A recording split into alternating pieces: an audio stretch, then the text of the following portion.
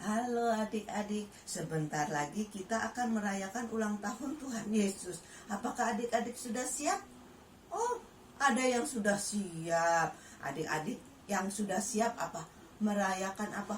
Iya, Santa Claus baru datang ya, baru tiba. Nah, kita juga nanti sekolah minggu adakan Santa Claus juga ya, secara virtual. Nah, sebelum kita sekolah minggu online, kita duduk manis, kita berdoa supaya kita dapat mengikuti pelajaran sekolah minggu dengan baik. Ayo lipat tangan, tutup mata. Atas nama Bapa dan Putra dan Roh Kudus, amin. Tuhan, terima kasih.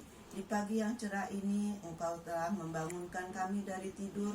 Engkau telah memberi kami semangat dengan sukacita kami dapat mengikuti pelajaran sekolah minggu online. Tuhan berkati kami supaya kami bisa mengikuti pelajaran sekolah minggu dengan baik dan dapat kami bermanfaat bagi kehidupan kami. Tuhan ajari kami supaya kami dapat melayani sesama kami dengan rendah hati. Tuhan, kami juga berdoa untuk semua teman-teman kami supaya semua dalam keadaan sehat dan tidak kurang satu apapun di waktu musim hujan seperti sekarang ini. Tuhan, tutup bungkus kami semua oleh darah-Mu yang kudus sehingga kami terhindar dari sakit penyakit, apalagi yang sakit pandemik COVID-19. Tuhan, kami serahkan semua ke dalam tangan-Mu. Kami yakin dan percaya Engkau selalu akan menuntun dan membimbing kami. Terima kasih Tuhan, dalam nama Tuhan Yesus kami yakin dan percaya dengan darah-Mu yang kudus Engkau menutup bungkus kami. Amin. Bapa kami yang ada di surga, dimuliakanlah nama-Mu, datanglah kerajaan-Mu, jadilah kehendak-Mu di atas bumi seperti di dalam surga. Berilah kami rezeki pada hari ini, dan ampunilah kesalahan kami, seperti kami pun mengampuni yang bersalah kepada kami. Dan janganlah masukkan kami ke dalam percobaan, tetapi bebaskanlah kami dari yang jahat. Amin. Atas nama Bapa dan Putra dan Roh Kudus, amin. Ayo adik-adik, kita bangkit berdiri, kita nyanyi bersama-sama dengan hati yang gembira, dengan sukacita menyambut kedatangan Tuhan Yesus. Nah, kita nyanyi di sekolah minggu lagu apa? Iya, kita menyanyikan Jalan Bersama Yesus. Ayo, kita bangkit berdiri, kita bergerak semua ya. Dadah.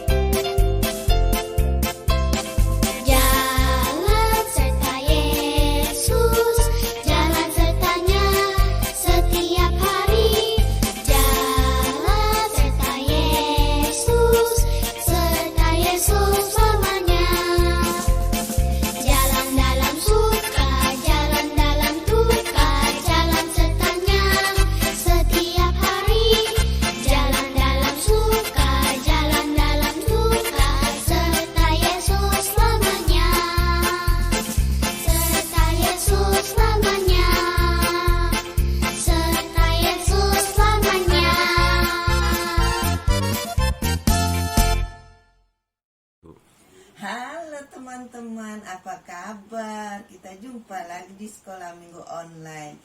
Aku lagi sedih nih teman-teman, karena teman aku ada yang sakit. Sakit apa?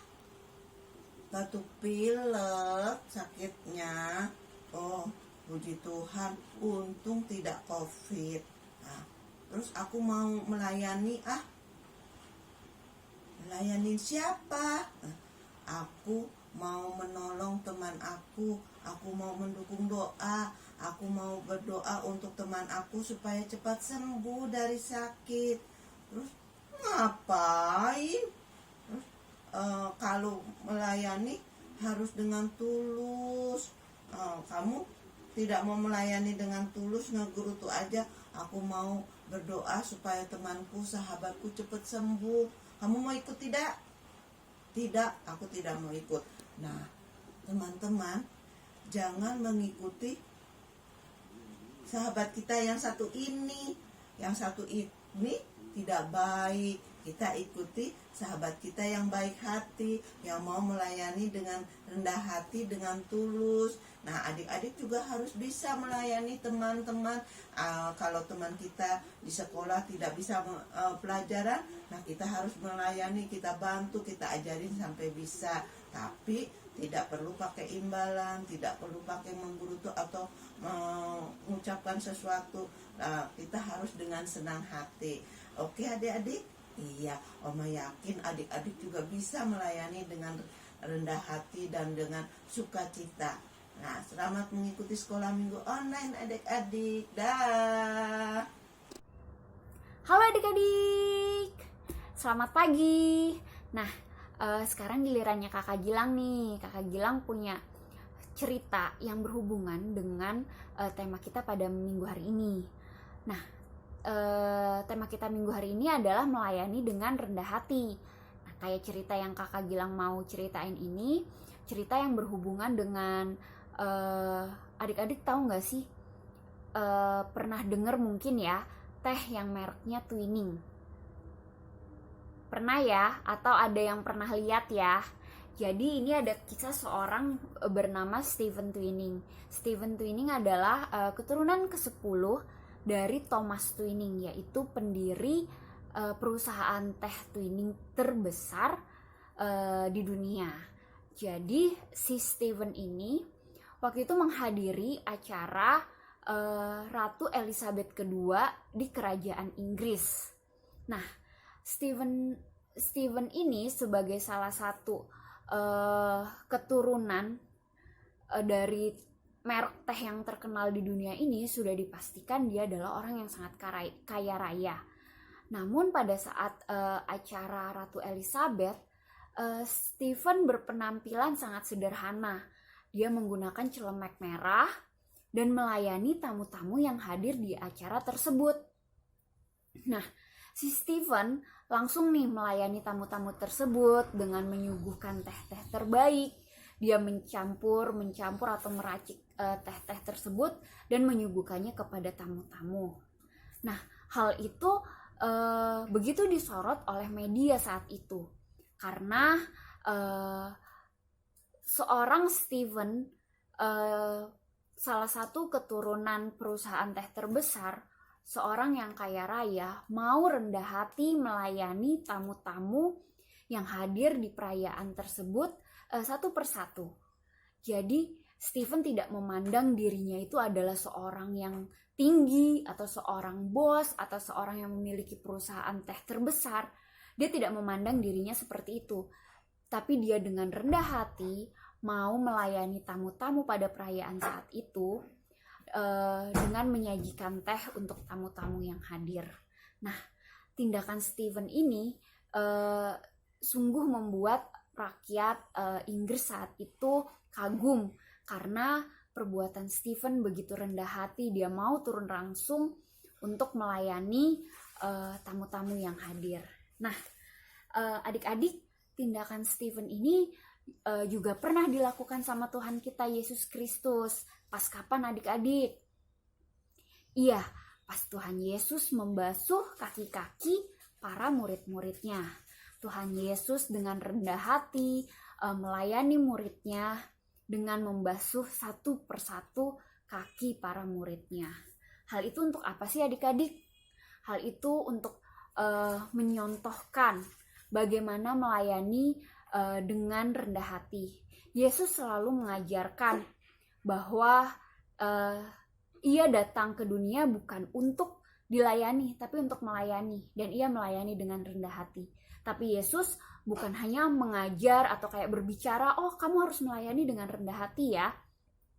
oh kamu harus melayani dengan tidak memandang itu siapa. Yesus bukan hanya bicara saja, tapi dengan membasuh kaki para murid-muridnya, Yesus memberikan contoh bagaimana melayani seseorang dengan rendah hati. Yesus yang seorang guru dan Tuhan untuk murid-muridnya, dia mau melayani murid-muridnya dengan rendah hati. Nah, adik-adik, kita sebagai murid-murid Yesus juga mau nggak melayani dengan rendah hati? Contohnya gimana sih Kak kalau melayani dengan rendah hati? Gimana ya? Jadi misalnya adik-adik pelayanan sebagai putra atau putri altar.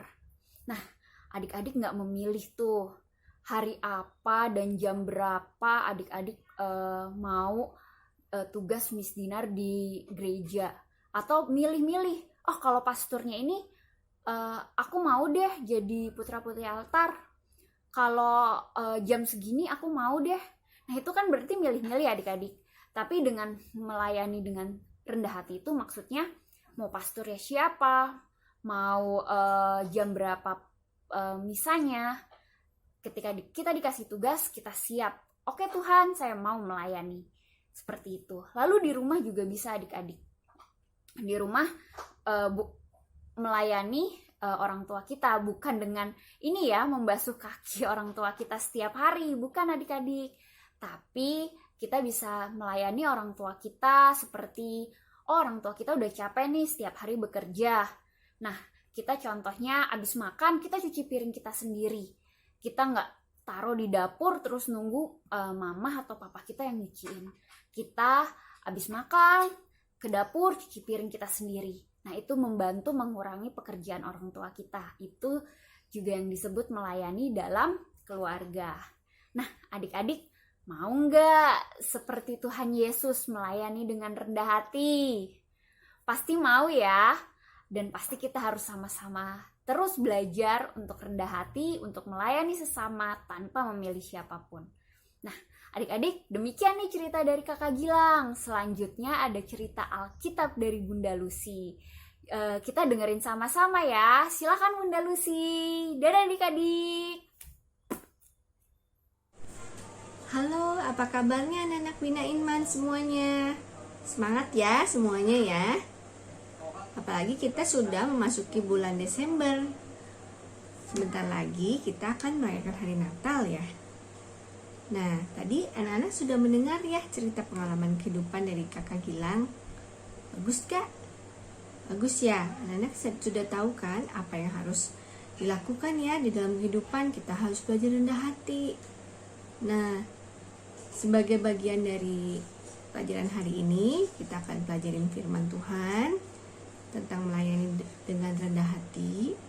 Dan kita akan mengambil pelajarannya dari kitab Markus. Mari kita buka kitab Markus. Kitab Markus ada di Perjanjian Baru. Kitab kedua dari Perjanjian Baru. Setelah Matius adalah Markus. Nah, kita akan belajar mengenai Yohanes Pembaptis dari kitab Injil Markus pasal ke-1 ayat ke-1 sampai ayat yang ke-8. Mari kita baca bersama.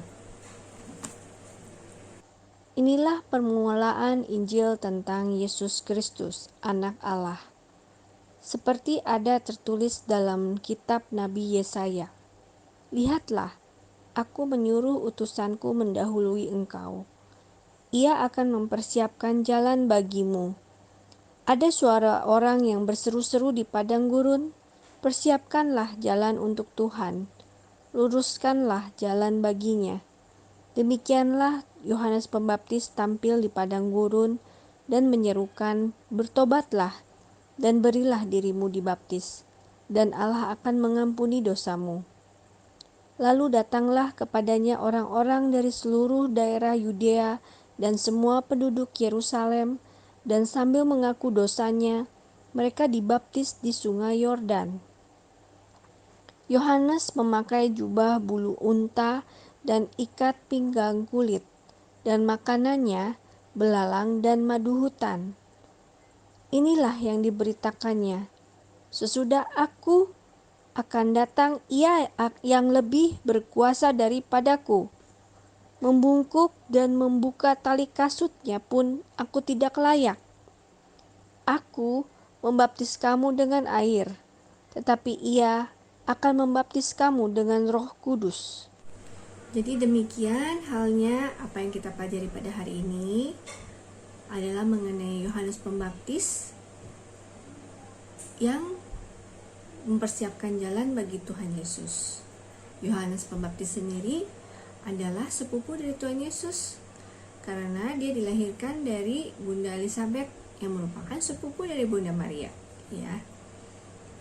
Pada waktu itu Bunda Elizabeth sudah tua ya melahirkan Yohanes Pembaptis. Zakaria, ayah dari Yohanes Pembaptis, diberitahu oleh malaikat Gabriel mengenai kelahiran daripada Yohanes Pembaptis. Nah, Yohanes Pembaptis setelah menjadi besar hidup di padang gurun dan dia berusaha untuk membuat orang-orang bertobat ya. Dan kita juga tidak boleh sombong. Yohanes Pembaptis memperlihatkan bahwa sekalipun dia sudah diberikan tugas pengutusan dari Tuhan, dia tidak sombong. Ketika orang bertanya apakah kamu adalah Mesias, maka dia berkata secara jujur bahwa dia hanya membaptis dengan air. Dan yang lebih besar daripada dia, yaitu Tuhan Yesus, akan membaptis dengan Roh Kudus. Dan dia berkata bahwa membuka tali kasut kakinya pun ia tidak layak. Ya, Yohanes Pembaptis memperlihatkan bahwa dia seorang hamba yang rendah hati, yang tidak menyombongkan dirinya. Jadi begitu kita harus berusaha untuk melayani dengan rendah hati, sekalipun kita mempunyai kemampuan, mempunyai kekuasaan, jabatan, sekalipun kita adalah anak yang pintar, kita tidak boleh menggunakan itu untuk menguntungkan diri sendiri, ya. Tidak boleh mengancam orang lain, tidak boleh memeras orang lain. Kalau kita mempunyai sesuatu yang berlebih, kita bisa membagi kepada orang lain. Kita punya makanan yang berlebih, kita bagi kepada orang lain. Ya, demikian yang diharapkan oleh Tuhan kepada kita. Dan kita juga tidak boleh sombong. Yohanes Pembaptis memperlihatkan bahwa sekalipun dia sudah diberikan tugas pengutusan dari Tuhan, dia tidak sombong. Ketika orang bertanya apakah kamu adalah Mesias, maka dia berkata secara jujur bahwa dia hanya membaptis dengan air. Dan yang lebih besar daripada dia, yaitu Tuhan Yesus, akan membaptis dengan Roh Kudus. Dan dia berkata bahwa membuka tali kasut kakinya pun ia tidak layak. Ya, Yohanes Pembaptis memperlihatkan bahwa dia seorang hamba yang rendah hati, yang tidak menyombongkan dirinya. Ya, demikian juga kita harus belajar seperti itu, adik-adik semuanya ya. Mari kita belajar jadi orang yang rendah hati, oke? Tuhan memberkati ya adik-adik semua. Sampai jumpa lagi. Hai adik-adik, apa kabarnya? Kembali lagi ya sama Kakak Ical. Adik-adik, tema kita pada minggu ini adalah melayani dengan rendah hati. Maksudnya apa sih Kak? Maksudnya itu, kalau kita melayani orang, membantu orang, itu untuk memuliakan nama Tuhan, agar namanya semakin ditinggikan, bukan untuk meninggikan nama kita sendiri. Kayak lagu ini nih, supaya nama Tuhan semakin bertambah tinggi.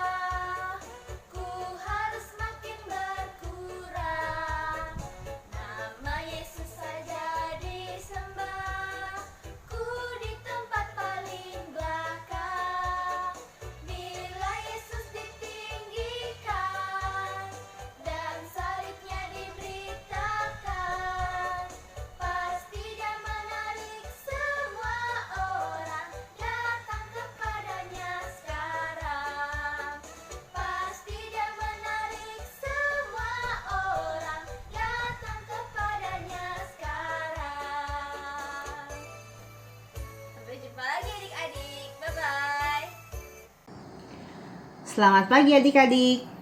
Kali ini kakak akan mengajak adik-adik semua untuk berkenalan dengan seorang Santa yang bernama Santa Emilia de Vialar. Emilia lahir di Prancis dari sebuah keluarga bangsawan Katolik. Karena keadaan yang tidak bagus saat itu di Prancis, Emilia harus belajar agama Katolik dan dibaptis secara sembunyi-sembunyi agar tidak ditangkap oleh pemerintah. Pada umur 7 tahun, Emilia dikirim ke Paris untuk menempuh pendidikan yang lebih bagus. Dan pada umur 15 tahun, ibu Emilia meninggal dunia dan Emilia kembali ke rumahnya untuk menemani ayahnya. Saat itu, Emilia sudah mempunyai mimpi untuk menjadi seorang biarawati yang akan selalu melayani Tuhan sepanjang hidupnya. Namun keinginan itu ditentang oleh ayahnya. Ketika Emilia berumur 21 tahun, seorang imam baru tiba di kota tempatnya tinggal. Imam itu membimbing Emilia dalam panggilannya menjadi biarawati. Bersama imam itu, Emilia membantu banyak orang-orang miskin dan sakit, serta membuka sebuah tempat pelayanan umum untuk membantu orang-orang yang kesulitan. Ayah Emilia yang mengetahui hal ini marah besar. Namun pada akhirnya, karena tekad Emilia yang kuat untuk melayani Tuhan sebagai biarawati, ayahnya akhirnya merestui Emilia menjadi biarawati. Dengan uang warisan dari kakeknya, Emilia membeli sebuah rumah besar dan memulai sebuah ordo religius. Emilia dan beberapa biarawati yang juga merupakan teman-temannya mendirikan perkumpulan suster-suster Santo Yosef dari Penampakan. Ordo ini menjalankan pelayanan kepada orang-orang miskin dan orang-orang sakit, dan dalam pendidikan anak-anak yang kurang mampu secara ekonomi. Jerih payah Emilia dalam melayani Tuhan dengan bentuk pelayanan kepada orang-orang yang kurang beruntung ini membuahkan hasil. Suster-suster Santo Yosef mulai membuka cabang-cabang biara di beberapa negara dan terus menyebarkan kebaikan Tuhan melalui pelayanan terhadap orang-orang miskin dan sakit. Adik-adik, mungkin adik-adik udah mulai bosan ya setiap kali kakak bilang untuk membantu teman atau saudara yang kesusahan belajar lah, atau membantu orang tua di rumah lah, atau membantu orang-orang yang kurang beruntung lah. Tapi, tahukah adik-adik, itulah bentuk-bentuk pelayanan kita kepada Tuhan yang paling sederhana. Dari hal-hal kecil itu, adik-adik jadi terbiasa dalam melayani Tuhan dalam bentuk apapun. Atau contoh lainnya dalam melayani Tuhan, misalnya adik-adik turut serta dalam kegiatan sekolah minggu, atau kakak-kakak yang berumur remaja melayani Tuhan dengan menjadi putra-putri altar. Menjadi seseorang yang melayani orang lain bukan berarti kita itu menjadi pelayan dari orang tersebut adik-adik. Tapi itu artinya kita menjadi perpanjangan tangan Tuhan dalam berbuat kasih pada sesama. Mau kan melayani Tuhan Yesus dengan membantu Tuhan Yesus berbuat kebaikan? Pasti mau kan? Sampai jumpa adik-adik. Bye-bye. Selamat pagi. Adik-adik, sebentar lagi menjelang Natal ya. Seneng banget kan pasti kalian menyambut Natal. Nah, nanti minggu depan juga akan ada Santa Claus ya. Oleh sebab itu, kita mau bikin Santa Claus. Ada yang besar, ada yang kecil. Nanti terserah kalian aja ya. Disesuaikan dengan keinginan kalian ya. Yuk kita bikin yuk.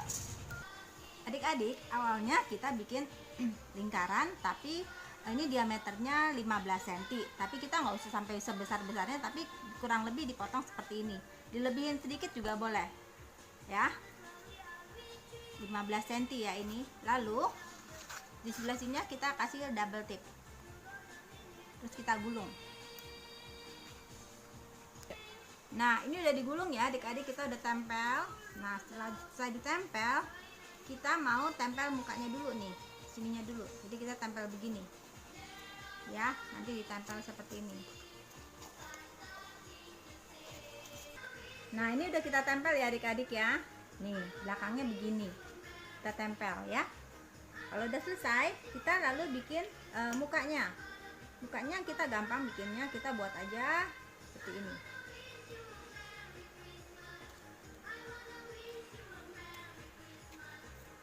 Seperti ini, lalu kita tempel ya.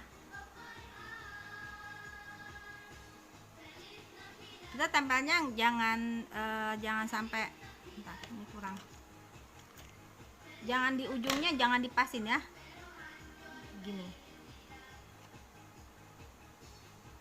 Oke, nah setelah itu kita bikin kumisnya.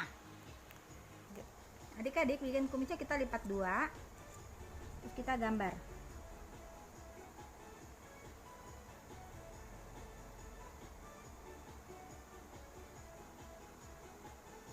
Lalu digunting. Nah ini udah jadi ya, kumisnya kita potong, lalu kita tempel.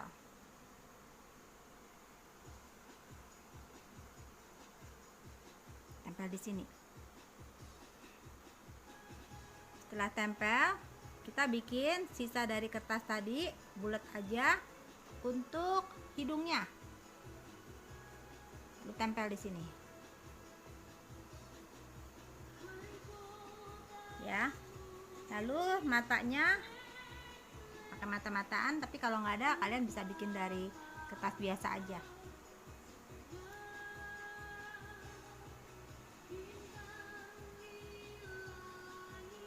Nah setelah itu kita kasih ban pinggangnya ya, ban pinggangnya kita lem nanti. Nah ini udah jadi adik-adik ya ban pinggangnya. Lalu kita mau bikin sabuknya. Ini dari keras kecil aja, lalu kita lipat tengahnya, lalu kita potong.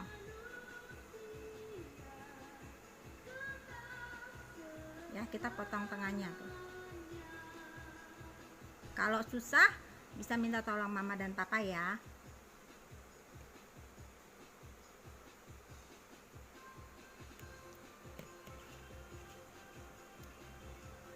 Nah ini kan udah jadi bolong, baru kita tempel.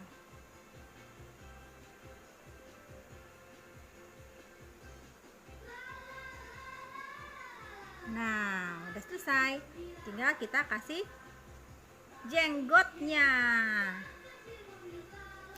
Siap-siap dulu jenggotnya nih.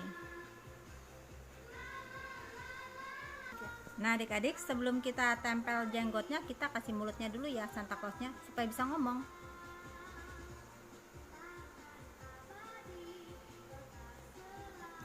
Tunggu, kayaknya bibirnya kegedean. Kita potong dikit ya.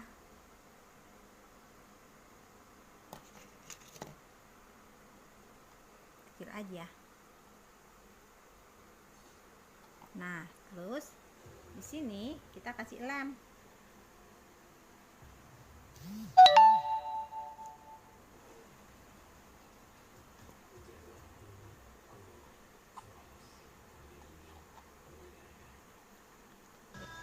Nah adik-adik, ini udah selesai jenggotnya, lalu kita bikin buletan ya, kapas digulung-gulung, lalu kita kasih lem di atas sini.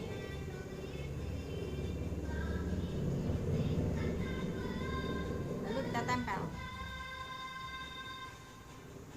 Nah Santa Clausnya sudah jadi deh. Nah adik-adik, Santa Clausnya sudah jadi. Nanti kalau yang besar bisa kalian taruh di bawah pohon Natal, yang kecil-kecil bisa taruh di meja ya. Kalian bikin untuk hiasan Natal di rumah. Dan jangan lupa ya, minggu depan kita mau ketemu Santa Claus loh. Sudah janjian kan? Ingetin ya, jam 10 pagi kita lewat Zoom. Sampai jumpa lagi adik-adik. Bye-bye. Wah adik-adik, gak berasa ya udah sampai ke penghujung Bia minggu ini. Nah tadi udah belajar banyak, udah senang. Kita tutup dengan doa dulu yuk. Demi nama Bapa, demi nama Putra, dan demi Roh Kudus. Amin, amin. Ya Bapa yang Maha Baik, terima kasih karena Engkau telah memberkati dan membimbing kami pada pagi hari ini, sehingga kami dapat mengikuti Bia dengan baik dan lancar. Sebentar lagi kami akan melanjutkan aktivitas kami pada hari ini ya Tuhan.